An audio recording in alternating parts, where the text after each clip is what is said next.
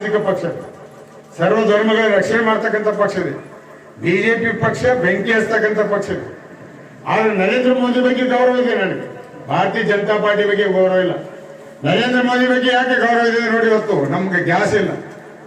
ನಮ್ಮ ದೇಶದಲ್ಲಿ ಇರಾನ್ ಯುದ್ಧ ನಡೀತಾ ಇದೆ, ಗ್ಯಾಸಿನ ಕೊರತೆ ಇದೆ. ಯಾವ ಹಡಗು ಅಲ್ಲಿಂದ ಬರ್ತಾ ಇಲ್ಲ ಇರಾನ್ ಅದು.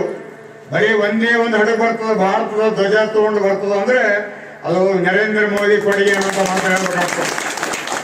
ಯಾವುದು ಧ್ವಜ ಬಿಡಲ್ಲ, ಭಾರತದ ಧ್ವಜ ಮಾತ್ರ, ನಮ್ಮ ಇಂಡಿಯಾ ಧ್ವಜ ಮಾತ್ರ ಇರಾನ್ದವ್ರು ಕೈ ಹಚ್ಚಿಲ್ಲ, ಅದ್ರ ಮ್ಯಾಗ ಬಾಂಬ್ ಹಾಕಿಲ್ಲ ಬಂದರು ಅಂತ ಒಂದು ನಾಯಕತ್ವ ನರೇಂದ್ರ ಮೋದಿ ಇದೆ. ಬಿಜೆಪಿ ಅವರು ನರೇಂದ್ರ ಮೋದಿ ಮೇಲೆ ಬ್ಲ್ಯಾಕ್ ಮೇಲ್ ಮಾಡ್ತಾ ಇದ್ದಾರೆ, ನಾನಾ ರೀತಿಯ ಸಮಾಜದಲ್ಲಿ ಗೊಂದಲ ಮಾಡ್ತಾ ಇದ್ದಾರೆ. ನರೇಂದ್ರ ಮೋದಿಗೂ ಕೂಡ ಅರಿವು ಇದೆ, ಅನಿವಾರ್ಯ ಇದೆ. ಇಂಥ ಸಂದರ್ಭದಲ್ಲಿ ಈ ಯಾವ ರೀತಿ ಅಮೌಂಟ್ ಮಾಡ್ಲಿಕ್ಕೆ ಅನಿವಾರ್ಯ ಇದೆ. ಗ್ಯಾರಂಟಿ ಕೊಡೋದ್ರ ಮುಖಾಂತರ ನಾವು ಸರ್ಕಾರ ಬಂದಿದೆ. ಗ್ಯಾರಂಟಿ ನಿಮ್ಮ ಕೈಯಲ್ಲಿ ಬೇಯಿಸ್ಕೋಬೇಕು. ನಿಮ್ಮ ಕಲ್ಯಾಣ ಮಂಟಪ ದುಡ್ಡು ಕೊಡಲಿಲ್ಲ, ನಿಮ್ಮ ಕೈಯಲ್ಲಿ ಇವ್ರ ಕೈಯಲ್ಲಿ ಬೇಯಿಸ್ಕೋಬೇಕು.